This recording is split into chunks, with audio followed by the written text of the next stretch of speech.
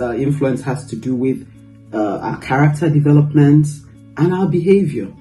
And so you would agree that it is crucial that we get to understand the workings of, whether positive or negative, of this vital issue, this vital shaping issue termed influence.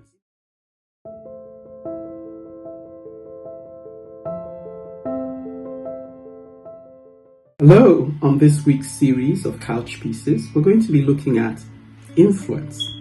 And we're going to start by asking, what is influence?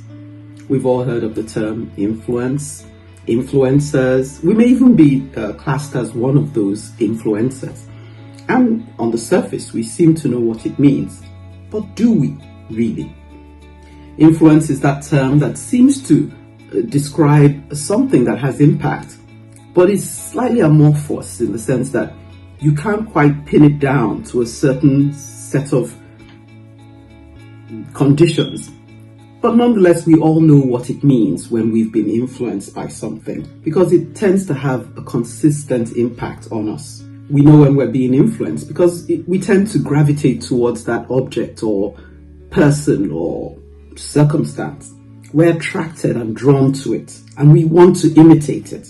Influence tends to be a matter of persuasion rather than of force. When we're influenced by something or someone, it can be unconscious and even conscious, subtle, but sometimes impactful, or oftentimes impactful. The definition of influence says the capacity to have an effect on the character development or behavior of someone or something. As the definition highlights, influence has to do with our character development and our behavior.